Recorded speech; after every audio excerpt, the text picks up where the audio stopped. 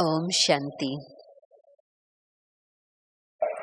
हर रोज बाबा हमें बहुत बहुत सुंदर शिक्षाएं देते हैं, प्यार संपन्न शिक्षा, जिससे मन ही बहुत कुछ प्राप्त करता और बुद्धि में भी बिल्कुल ऐसे बाबा स्पष्ट बताते हैं जो बुद्धि में वो बात फिट हो सके, ताकि फिर जो हमारे आदि संस्कार है वो फिर से जागृत हो सके।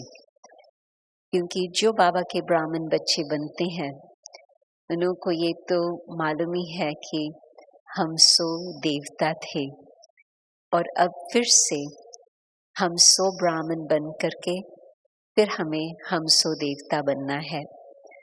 तो वो संस्कार अपने अंदर है ही। यदि हम कुछ नया पुरुषार्थ करने के लिए सोचते हैं तो भारी लगता, परंतु यदि हम ये सोचते हैं कि जो मेरे अंदर समाया हुआ है अब समय अनुसार बाबा की मदद के आधार पर फिर से उन्हों को जागृत करके उन्हीं दैवी संस्कार, दिव्यता के संस्कार हमें फिर से जीवन में वो अनुभव करने हैं और जीवन में वो प्रैक्टिकल स्वरूप उसका बनना है, तो फिर बहुत सहज मार्ग लगता। बाबा सदा कहते हैं कि राजयोग का मार्ग सहज राजयोग का मार्ग है। तो सहज क्यों बाबा कहते? क्योंकि नई बात नहीं है। एक तो हर 5000 वर्ष कल्प हमने ये अनुभव किया है, पुरुषार्थ किया है, तो ड्रामा में विजय की नूंद है ही, तब हम आज मधुबन बैठे हैं। परंतु साथ ही साथ में कहेंगे क्योंकि ये हम जानते हैं कि वो बिल्कुल हमारे अंदर की ही बात है, कोई नई बात हम नहीं सीख रहे हैं, परंतु अपने अंदर की ही जो बात है वो फिर से हम इमर्ज कर रहे हैं। तो मैं ये सोच रही थी कि करीब 3-4 सप्ताह पहले बाबा की एक अव्यक्त मुरली इस प्रकार से थी, जिसमें बाबा ने कहा था कि कम बोलो, धीरे बोलो और मीठा बोलो। ये 1980s में जब हम पांडव भवन में ही रहते थे, वहाँ पर पत्तों पर भी लकड़ी के पत्ते थे, हरियाली पेंट की हुई, तो उन पर ये 3 मंत्र लिखे हुए होते थे, कम बोलो, धीरे बोलो, मीठा बोलो। और साथ साथ शिव बाबा याद है वो भी पत्थर पर लिखा होता था। तो मुझे लगता है कि यदि हम इस बात को ध्यान पर रखें तो इस मंत्र से ही हमें बहुत कुछ प्राप्ति हो सकती और जीवन का परिवर्तन हो सकता। आप इस बात पर विचार करो कि जब हम कम बोलने का लक्ष्य रखते हैं तो अपना कारोबार को तो चलाना ही है। तो बाबा ने ऐसे नहीं कहा कि बिल्कुल चुप रहो, परंतु कम बोलो। परंतु कम बोलने का कनेक्शन है ही अपने आंतरिक स्थिति के साथ, क्योंकि मन में जो बातें चलती है मुख पर बाद में आती है। ऐसे नहीं है कि मन में नहीं है, अचानक ही मुख से निकल गया। कभी कभी हम ऐसे कहते हैं कि मैंने सोचा नहीं था परंतु मुख से निकल गया, परंतु हमने बेशक कॉन्शियस रीति से न सोचा था, परंतु अंदर मन के अंदर कुछ ऐसे गहराई में छाप लगी हुई थी जिस कारण से वो मुख से निकला। नहीं तो कैसे मुख से निकलेगा, जबकि यहाँ कुछ भरा हुआ है और न सिर्फ दिमाग में परंतु मन में, तो ही फिर मुख से निकलता है। ये तो रियलिटी है। तो कम बोलने का आधार है कम सोचना, और उसमें भी आजकल दादी गुलजार का ही इस ग्रुप के सामने बहुत सारी कहानियां, अनुभव, फिल्म्स आदि रखे गए हैं, गीत। तो आप लोगों ने ये बात तो सुनी होंगी कि बाबा और उनके साथी जो दादियां साथ रहते थे, दादी गुलजार के लिए एक बहुत सुंदर टाइटल देते थे, निरसंकल्प देवता। सुना है ये कभी? दादी गुलजार का ये विशेष टाइटल रहता था। तो आप सोचो कि इस एक गुण के कारण ही बाबा ने ओडो को अपना रथ बनाया, क्योंकि जबकि उसका मन बहुत शांत था, इसी कारण से बाबा की प्रवेशता होकर के उन द्वारा बाबा हमें बहुत बहुत कुछ खजाना दे सकते थे। जिसका मन उथल पाथल कर रहा है, बाबा उनों में प्रवेश करके क्या काम कर सकते हैं? उसका मन ही बीच बीच में उथल खाएगा, और जो वो मुख से बात निकलेंगे वो बाप दादा की वाणी नहीं हो सकती थी, उसका खुद भी कुछ इंटरफियरेंस हो सकता था। तो जो दादी निरसंकल्प देवता का टाइटल सभी ने दिया उन्हें, उसका मतलब ऐसे नहीं कि दादी का कुछ सोच नहीं चलता था, दादी का सोच सार रूप में चलता था। और जिन्हों का भाग्य था दादी गुलजार जी से मुलाकात करते, उनको मालूम है कि ये तीनों ही बातें उससे बिल्कुल लगती थी। कम बोलना, धीरे बोलना और मीठा बोलना, राइट? ये तीनों ही बातें प्रैक्टिकल दादी के जीवन में हम सब ने देखी। हम सबका भाग्य था जिन्होंने दादी को पर्सनल मुलाकात की। कौन है जिन्होंने दादी के साथ पर्सनल मुलाकात की? अच्छा, मैंने एक्सपेक्ट किया था कि ज्यादा होंगे। तो वो भी एक ऐतिहासिक बात हो गई, ड्रामा कहेंगे। परंतु जो दादी कम सोचती थी, उसका भाव ये था, दादी कुछ व्यर्थ नहीं सोचती थी। जो बात आवश्यक है, जो बात होने वाली है, जो बात सत्य है, वही दादी सोचती थी। तो जब मन पर इतना कंट्रोल था, तो जरूर फिर वो जुबान पर भी इतना ही कंट्रोल रहा। तो जो व्यक्ति मन को छुट्टी दे देता, वाई, व्हाट, हाउ, व्हेन, ये सब क्यों, क्या, कैसे, ये सब बातें जो आ जाती है, तो मुख से भी वही बातें निकलेंगी। तो छोटी सी कहानी भी बहुत विस्तार की हो जाती। बात होंगी बहुत छोटी, परंतु बहुत बड़ा विस्तार हो गया। कैसे? अपने संकल्पों द्वारा। तो बाबा ने एक बार पूछा था कि आप लोगों को ये तो आदत है छोटी बात को बड़ा करना, राइट? कईयों को ये आदत होंगी। खुद को देख करके आप सोचो कि क्या मेरे में ये आदत है? तो बाबा ने कहा कि कम सोचा, छोटी बात को ज्यादा सोचा तो बहुत बड़ी बात हो गई। तो अब उसका रिवर्स प्रोसेस भी देखो। कोई बहुत बड़ी बात हो, उसको भी आप छोटा कैसे कर सके? तो जब संकल्प शक्ति से छोटी बात को बड़ा कर लेते हैं, तो क्या आप अपनी संकल्प शक्ति से बड़ी बात को भी छोटा नहीं बना सकते? तो कहने का मतलब कि कम बोलने का आधार ही है कम सोचना। जिसमें जो आवश्यक बात है वो ही सोचे, जो काम होने वाली बात है वो ही सोचे। जो कल बाबा ने हमें मंत्र पक्का कराया, व्यर्थ को समाप्त और समर्थ को ही आगे बढ़ाते चलो, और न सिर्फ खुद समर्थ बनो परंतु अन्य आत्माओं को भी ऐसे ही बनाओ। तो जिस समय बोलने की बात आती है, उस समय अपने आप से 3 प्रश्न पूछने होते हैं। पहले प्रश्न ये पूछे, क्या ये बात सत्य है? और यदि हम किसी सुनी हुई बात का हम वर्णन कर रहे हैं, तो उसमें हमें पक्का नहीं है कि ये बात सत्य है या नहीं है, तो वो कहना ही फिजूल है। तो पहले बात तो ये हम सोचे कि क्या ये बात सच्ची है? दूसरा, अच्छा यदि सच्ची भी है तो भी हम बात ये सोचें कि क्या ये काम की बात है? इसके काम की बात न हो, उसके सामने वो बात बेशक सच्ची हो, वो बात रिपीट करने में फायदा क्या?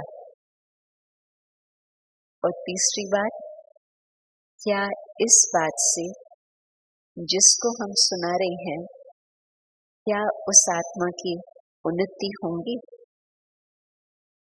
हम कभी कभी सोचते कि हाँ ये तो बहुत काम की बात है ना, परंतु यदि हम ये तीसरा प्रश्न अपने आप से पूछें कि क्या इससे उस आत्मा की उन्नति होंगी, तो आप खुद ही सोच लो कि जो हम बातें इतनी ढेर सारी करते हैं उसको कितना हम शॉर्ट करके बिल्कुल सार तक पहुंच सकते हैं, जिसमें हमारा श्वास, समय और शक्ति भी बच जाए, क्योंकि बोलने में कितनी शक्ति होती है। और यदि हम उसको बचाते रहें उस एनर्जी को, तो उस एनर्जी को बचाया मीन्स वो हमारे और आगे काम में आ सकती। और यदि हम उसको बचाने की योजना नहीं बनाते हैं तो फिर वो भी शक्ति हमारी खिसकती जाती है। तो ये फर्स्ट बात कि बिल्कुल हम उस बात को समझ करके फिर हम कम बोलें। उसमें आप सोचो कितनी दिव्यता होंगी। जो व्यक्ति ज़्यादा बोलता, उसके लिए कई बार सोचेंगे कि अभी तो इसको अवॉइड करें, अभी तो इसके साथ मिले नहीं। क्यों? क्योंकि हमारी भी एनर्जी जाएंगी, उसकी भी एनर्जी जाएंगी और उसमें कोई हम दिव्यता नहीं कहेंगे।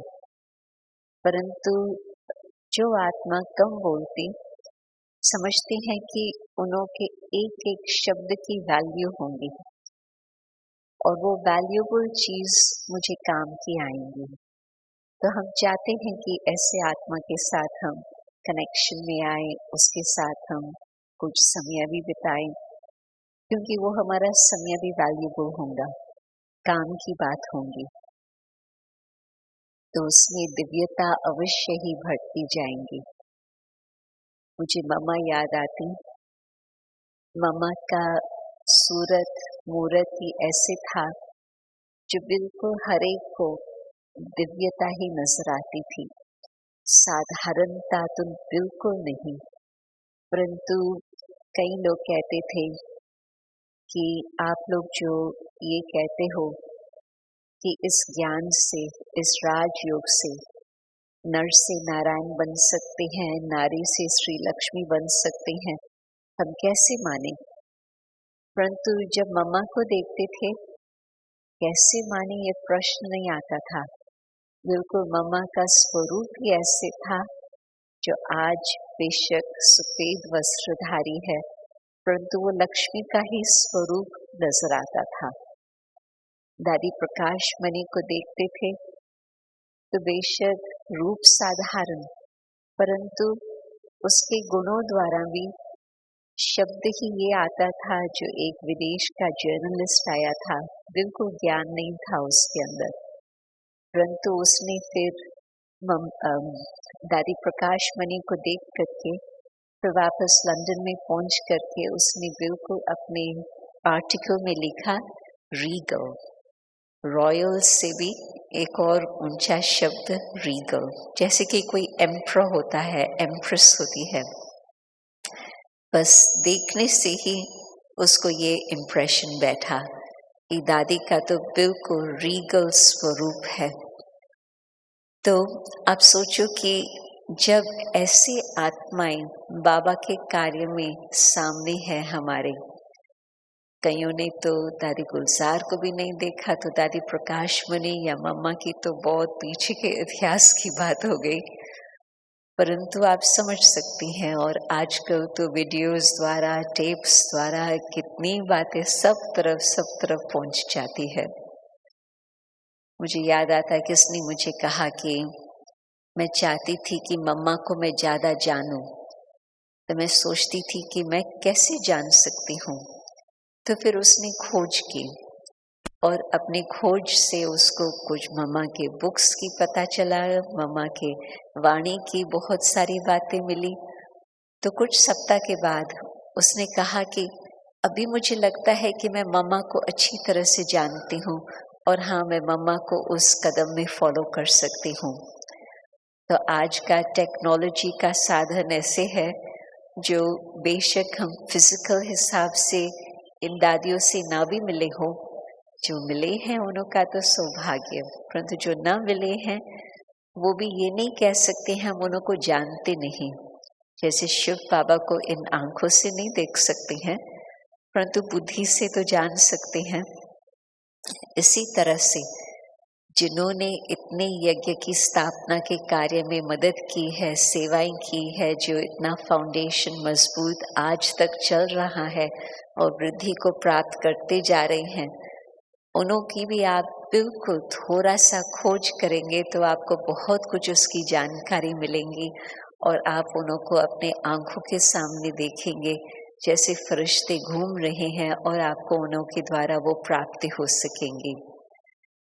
तो मैं इस कारण से आपको वो एग्जाम्पल्स दे रही हूँ जो बेशक अभी आंखों के सामने नहीं है, परंतु वो फरिश्ते रूप में तो अवश्य ही हम सबके सामने है। तो कम बोलना और फिर धीरे बोलना। आपने सोचा होगा कभी जो भी हाई गवर्नमेंट ऑफिशियल्स होते हैं या कोई भी रॉयल फैमिली का होता है, कलयुग के अंत में भी वो ऊंचे आवाज से नहीं बोलते, वो अपने बहुत शांति के आवाज से बात करते। कहीं आपसे मिले भी होंगे, कईयों की आपने टेलीविजन पर देखा भी होगा। तो दादियों का भी कभी किसको बड़े आवाज से पुकारे आप यहाँ आओ, नहीं, इशारे से। उन्हों का कम बोलना, धीरे बोलना तो ऐसे था जो बहुत कुछ इशारों से ही चलता था। और दादियों को वो भी पसंद होता था कि उन्हों के आजू बाजू में सेवा करने वाले हैं, वो भी दादियों के इशारों को समझ करके वो बात करें। नहीं तो ये भी सोच सकते हैं कि परंतु दादी ने मुझे कहा थोड़े। दादी कहेंगी, कोई भी दादी कहेंगी, क्या आपने मेरे इशारे को नहीं समझा? कहने की बात तो थी ही नहीं, आप मुझे जानते हो, आप इशारों से समझ सकते थे। तो वो बहन फिर जरूर ऐसे कहेगी, जी दादी, हाँ सॉरी। तो कम बोलने की एक आदत होती है जो डालनी होती है। कई कहते हैं मेरा आवाज ही बहुत बड़ा है, परंतु बड़े आवाज को भी नॉर्मल रूप से बात करना या बड़े आवाज को बहुत ऊंचे रूप से बात करना, वो भी अपने हाथ की ही बात होती। तो धीरे बोलना ये भी बहुत ही आवश्यक बात है और ऐसे अपना माइंड क्लियर हो जो हम थोड़े शब्दों में धीरे बोलने से भी अपने भाव को स्पष्ट किसके सामने करें। आप सोचो कि मिसअंडरस्टैंडिंग कब होती? मिसअंडरस्टैंडिंग तब होती जबकि बोलने वाले का भी स्पष्ट भाव नहीं है, उसके मन में भी कुछ दुविधा चल रही है और जो सुनने वाला है वो तो फिर क्या लेगा, वो भी मिक्स्ड मैसेज लेगा, मे बी दिस, पूरा उन्हों के सामने भी स्पष्ट नहीं होगा। तो ये दो बातें पहले, फिर मीठा बोलना। ऊपर ऊपर से मीठा बोलने का भाव नहीं निकलता और वो भी लोग आजकल तो समझ ही जाते हैं कि ये तो ऊपर ऊपर से ही ऐसे बात कर रही है।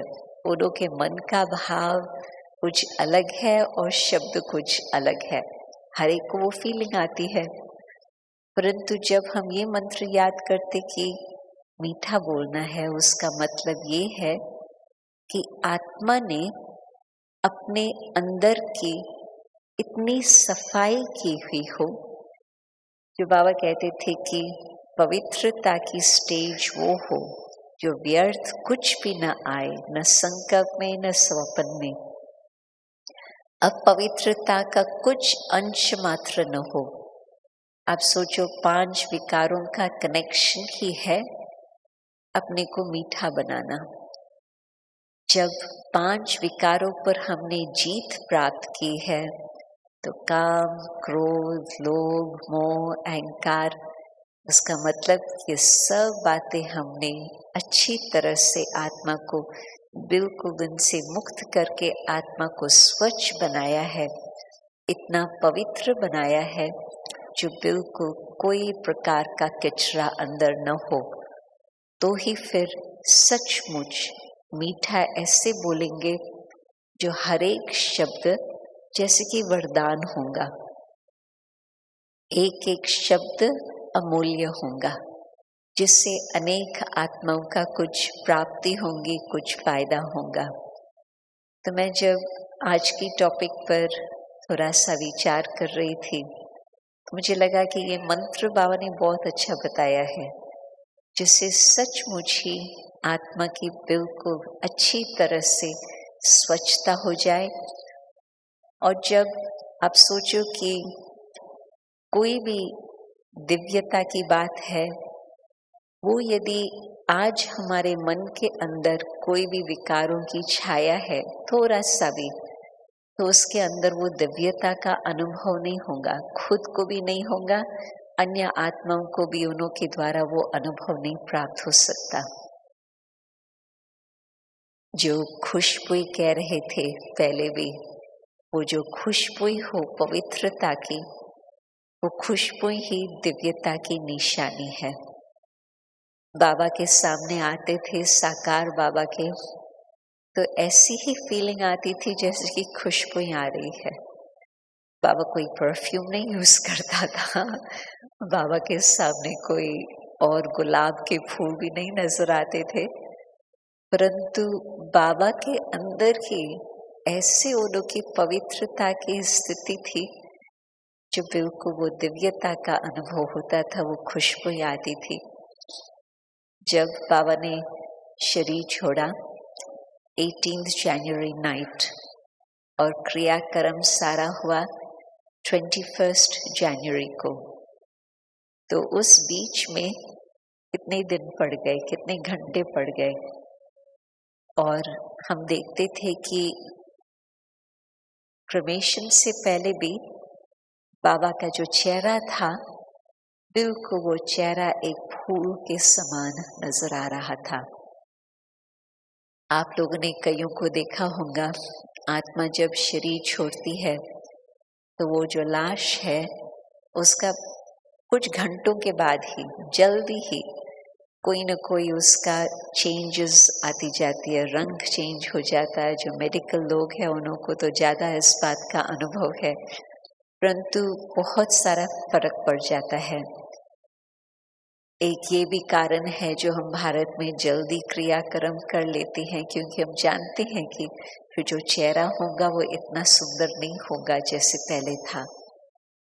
परंतु विदेश में तो इतना जल्दी ना भी होता है तो वो भी लोगों को चेहरा दिखाते नहीं है, वो कॉफिन को बंद ही रखते हैं। परंतु बाबा के अंदर इतनी पवित्रता की शक्ति जो तन को भी बिल्कुल पवित्र बना लिया था।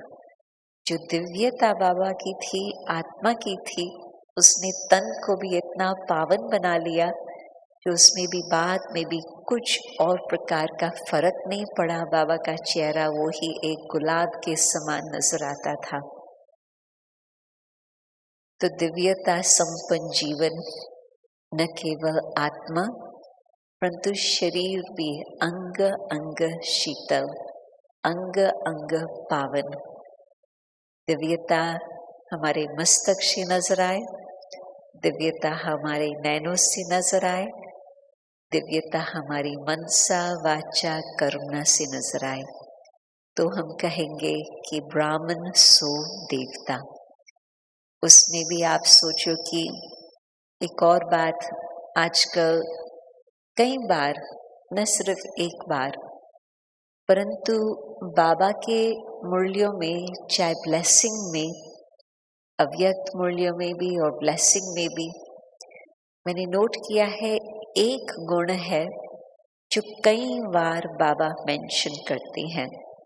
हाँ, पवित्रता को बाबा बहुत मेंशन करते हैं, वो तो जीवन का आधार जैसे बाबा ने बताया। परंतु संतुष्टता का गुण, क्यों?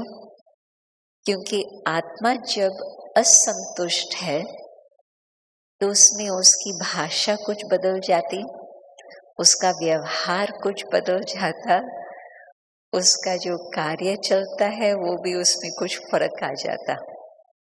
तो संतुष्टता कैसे आए? क्योंकि समय ऐसा है कि जो हम चाहते हैं हमारे को सुविधाएं मिले, हो सकता है कि हमें ना भी मिले।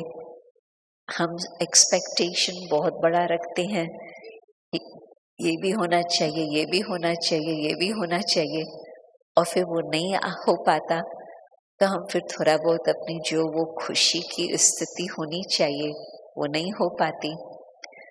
परंतु यदि आत्मा ये सोचे कि मुझे मिला कितना है, ये हम सोचते हैं कि ये चाहिए, ये चाहिए, ये चाहिए, उसका तो बिल्कुल उसका अंत नहीं आ सकता। आप खूब सारी लंबी लिस्ट बना सकते हो, परंतु उसका ऑपोजिट आप सोचो कि अभी भी मुझे क्या क्या प्राप्त हुआ है, तो उससे आपका मन का विचार, आपकी वृत्ति ही बदल जाएंगी और आप फिर बाबा को शुक्रिया कहने लगेंगे।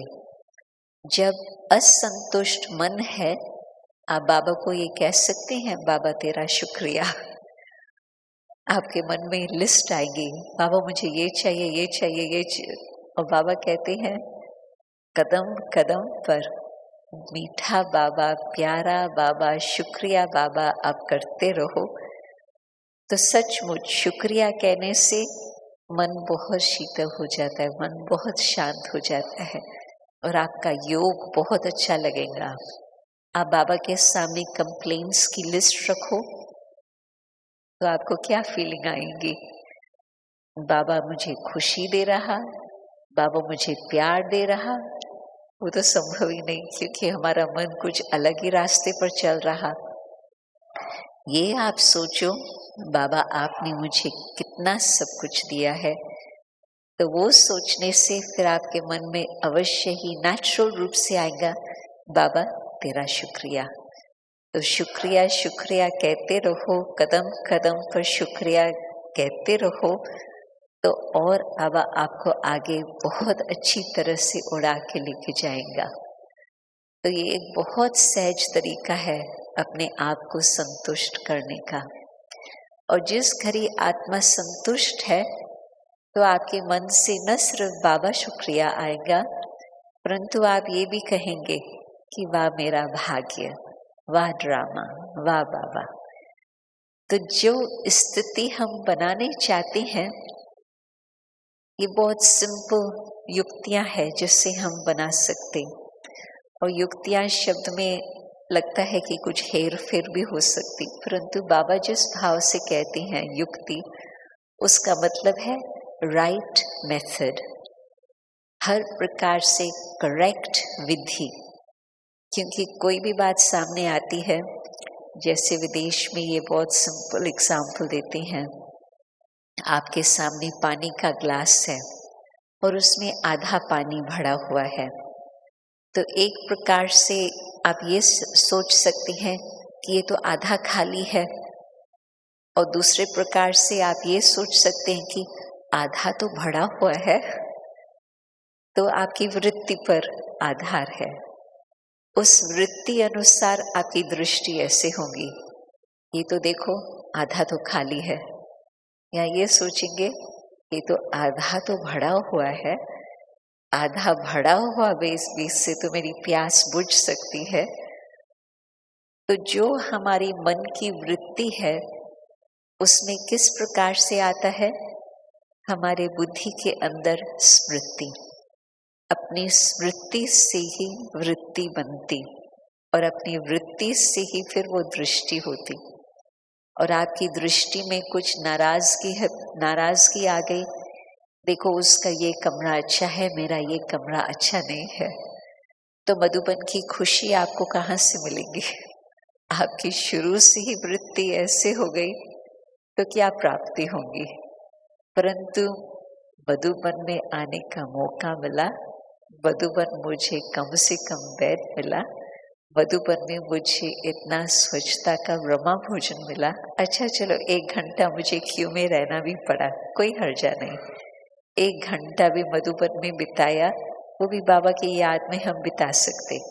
फालतू संकल्प चला करके फिर क्या होगा? हमारी दिव्यता जो मेरे अंदर कुछ भरी हुई भी होंगी, कमती होती जाएंगी। जितने फालतू संकल्प उतनी दिव्यता कम, और जिसके समर्थ संकल्प, जिसकी दृष्टि वृत्ति इतनी शुद्ध, उसमें दिव्यता हमारी बढ़ती जा रही है। मुझे याद आता कि जब विदेशियों का सीजन था एक बारी, तो एक बहन 2 बहनें इकट्ठी बैठी थी, तो दोनों ने आकर के मुझे दूसरे दिन ये बात बताई। तो एक बहन ने उसको बाजू वाली को कहा कि देखो हमारे सामने कितने लोग बैठे हैं, हम तो कितना पीछे बैठे हैं। तो दूसरी वाली बहन ने उसको कहा तुम पीछे मुड़कर देखो, आपके पीछे कितने लोग बैठे हैं।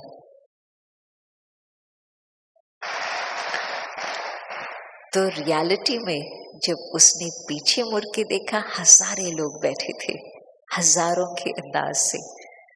तो फिर उसका दिमाग थोड़ा ठीक हुआ। तो कहती है फिर तो मैंने बहुत एंजॉय किया बाबा की मुरली, क्योंकि वो मेरा फालतू संकल्प चला गया। यदि वो मेरा फालतू संकल्प चलता था बाबा के सामने, तो मेरे से कुछ प्राप्ति नहीं होती थी। बाबा उन दिनों में हाजिर होते थे, आते थे। तो कहने का मतलब कि हमारी स्मृति किस तरह से चल रही है। हमारी स्मृति में है कि हम सो देवता बनने वाले हैं। हमारी स्मृति में है कि हम वो आदि सनातन देवता धर्म वाली आत्मा है। हम अभी बाबा के मुख वंशावली या संकल्प वंशावली, बाबा ने ये बहुत अच्छी बात कही। वैसे तो जो संकल्प वंशावली है वो भी आज क्या सुन रहे हैं, बाबा के मुख द्वारा जो उच्चारण किए हुए महावाक्य वही हम सुन रहे हैं। तो हम तो कहेंगे कि चाहे बाबा की दृष्टि से जन्म लिया, मैं कहेंगी कि मैंने बाबा की दृष्टि से जन्म लिया, परंतु मुख वंशावली, दृष्टि वंशावली या संकल्प वंशावली, सब हम कितने भाग्यवान हैं जो हम ब्राह्मण बने हैं इस जन्म में। थोड़ा सा संगम युग और कोटों में कोई, उसमें भी कोई में भी कोई बाबा के बच्चे बनते हैं। तो यदि हम ये सोचते हैं कि हम कितने भाग्यवान हैं, तो हमारी दिव्यता बढ़ती जाती है और हम अन्य आत्माओं को भी वो खुशनुमा चेहरे से, वो खुशी की अंदर की खुराक को अपने पास मजबूत रख करके औरों को भी हम खुशी दिलाने वाले हम ऐसे बन सकते हैं जिससे दिव्यता अंदर आए। तीसरी बात मैं ये कहेंगी कि देवता का मतलब ही है देने वाला। तो आप सोचो कि बाबा से आपको क्या क्या प्राप्ति हो चुकी है। यदि प्राप्ति न होती तो आप यात्रा करके यहाँ तक नहीं पहुँचते। प्राप्ति न होती तो आप हर रोज मुरली सुनने क्लास में नहीं जाते। तो जरूर प्राप्ति है, तभी तो ये सब कुछ आप कर रहे हो। नहीं तो हर एक के पास तो बिजी होने की लिस्ट तो बहुत बढ़िया है, ये भी करना है, ये भी करना है, ये भी करना है, परंतु उस बीच में करते हुए भी आप बाबा की मुरली पढ़ते, बाबा की मुरली सुनते प्राप्ति के कारण। तो उसमें यदि हम ये सोचते हैं कि हमें प्राप्ति हुई है और प्राप्ति के आधार पर अभी हमें क्या करना है, अन्य आत्माओं को देना है। देवता का मतलब देने वाला। तो दिव्यता का मतलब जो आत्मा बाबा से लेती जाती है और बाबा से जो कुछ मिलता है उससे अपने को भरपूर करती, उसमें कोई प्रकार की लीकेज न हो। नहीं तो बाबा से मिल रहा है और लीकेज होती रहे तो आत्मा अपने को भरपूर महसूस नहीं कर सकती। परंतु लीकेज हमारी न हो और बाबा हर रोज जो दे रहा है हम उसको अपने में समाते रहें, अपने को भरपूर करते रहें और साथ साथ हम देते रहें। अन्य आत्मा को मुझे देना है जो आपकी जिम्मेवारियां हैं। मैं समझ सकती हूँ कि हर एक के ऊपर कभी चिल्ड्रन, कभी ग्रैंड चिल्ड्रन, अब कभी कारोबार, कभी लौकिक काम, अनेक प्रकार की जिम्मेवारियां होती ही है। या सेंटर पर रहने वाले भी कहेंगे हमको चिल्ड्रन, ग्रैंड चिल्ड्रन तो नहीं है, परंतु जिम्मेवारियां तो बहुत सारी है। परंतु उस जिम्मेवारी के बीच में ये यदि हम याद रखें कि बाबा ने जो मुझे इतना दिया है, यदि मैंने उसमें से कुछ यदि औरों को दिया तो ये तो हमारा ही भाग्य है, क्योंकि जो बाबा ने दिया वो हम औरों को देते हैं, वो मल्टीप्लाई होकर के वापस मेरे पास आता है। ये तो आप लोगों को अनुभव है। बाबा ने खुशी दी और दूसरे को आपने खुशी दी तो आपकी खुशी अवश्य ही बढ़ेगी, ऐसा नहीं कि वो कम हो जाएगी। बाबा का प्यार मिला, आपने किसी को दिया, शांति से किसकी बात बैठ करके सुनी, जैसे कि उसको प्यार मिला, कोई ठिकाना मिला, तो वो आपकी खुशी, आपका बाबा का प्यार बढ़ता जाएगा। परंतु आप ये सोचो कि मुझे देना है, देना है, देना है, उसमें थकना नहीं है, क्योंकि वापस मेरे पास ही वो आएगा। तो फिर उससे क्या होगा? आपकी दिव्यता बढ़ती जाएंगी। मैं ये सोच रही थी कि क्या क्या बातें हमारे प्रैक्टिकल जीवन में हो जिससे हमारी दिव्यता बनती जाए। तो एक तो जो पहले मंत्र बताया बोलने के संबंध से, और दूसरा फिर अपने को संतुष्ट रखने की बात, और तीसरा हम कोई भी बात का अन्य आत्माओं के द्वारा एक्सपेक्टेशन न रखें। नहीं तो चाहे घर पे है, चाहे ब्राह्मण परिवार में है, सब तरफ मन के अंदर कुछ न कुछ वो एक्सपेक्टेशन बनी रहती है कि इनसे कुछ मुझे प्राप्ति हो, इनसे कुछ मुझे मिले। और ये तो मैंने देखा है कि जैसे इच्छाएं की बात होती है, ये इच्छा है, ये इच्छा है, ये इच्छा है, इच्छाएं का लिस्ट तो कभी पूरा नहीं होता। इसी तरह से एक्सपेक्टेशन का भी लिस्ट कभी पूरा नहीं होगा।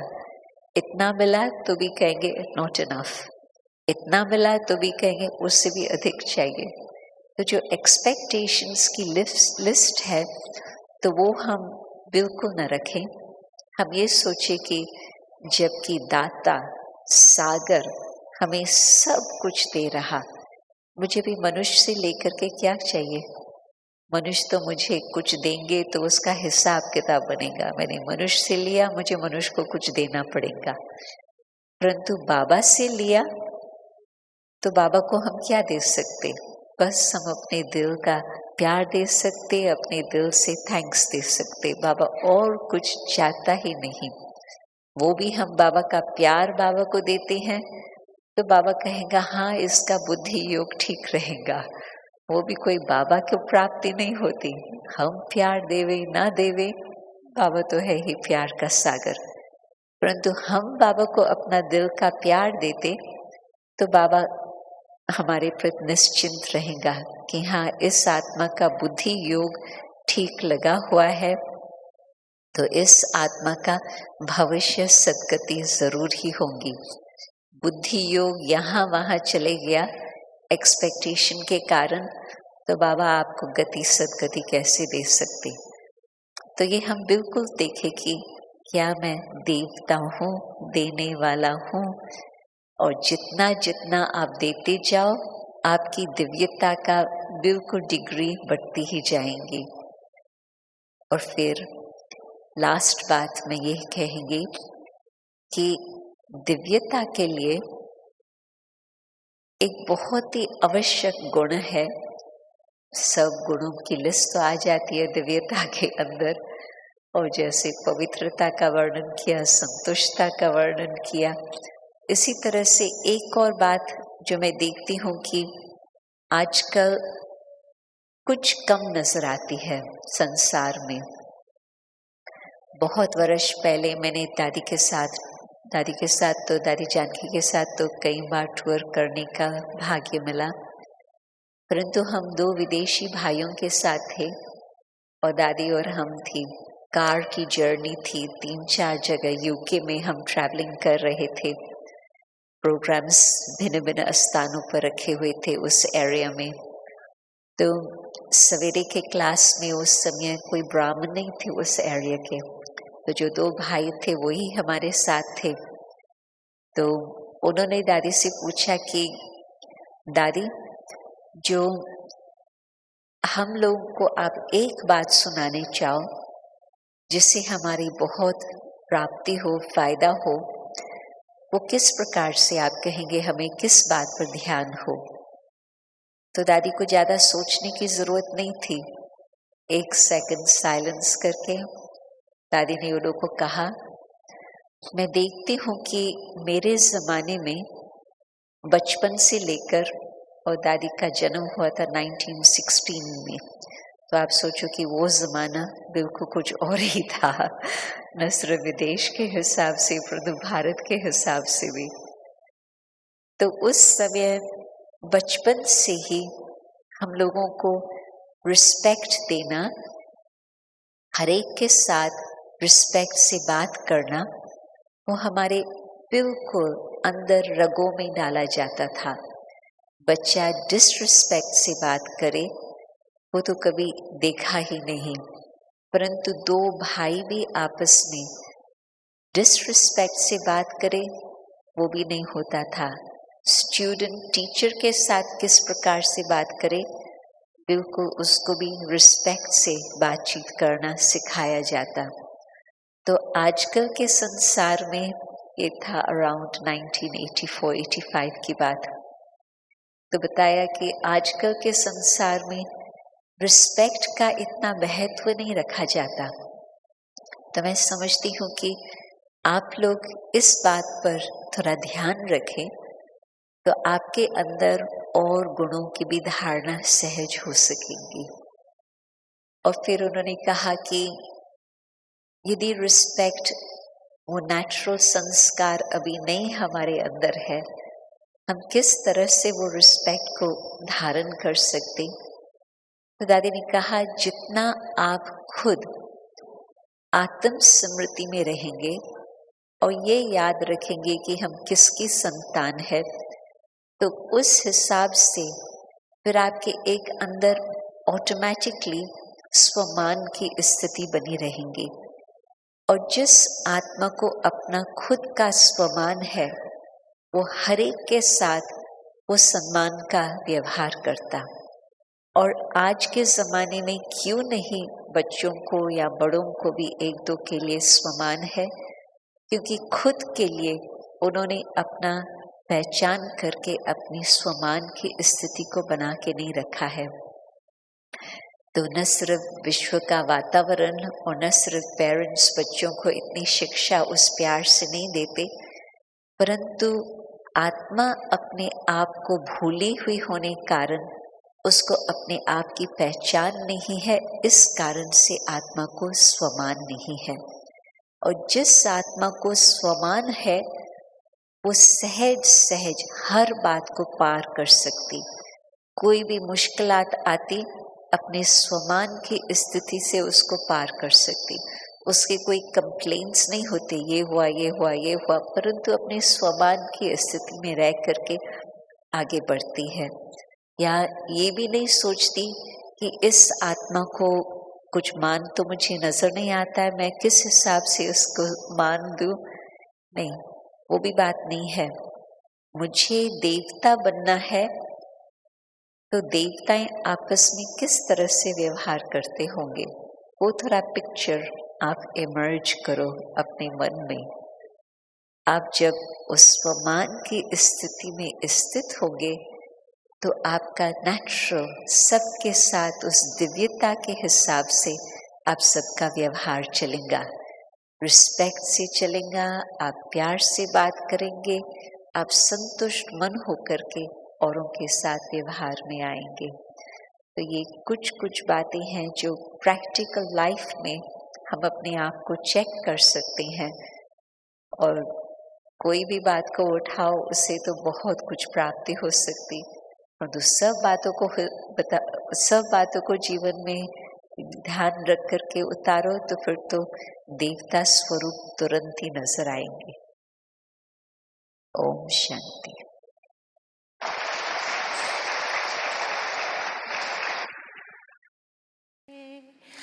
वही साथी है, वही संगीत, वही साथी है, वही संगीत, वो है तो है हर पल खुशी, एक बाबा से ही प्रीत है, मेरे मन का वही मीत है, मेरे छोटे से मन में लगने लगी, बाबा मिलेंगे कहीं ना कहीं, बाबा मिलेंगे कहीं ना कहीं, फूलों में मिले, कलियों में मिले, फूलों में मिले, कलियों में मिले, कांटों में मिलेंगे कहीं ना कहीं, बाबा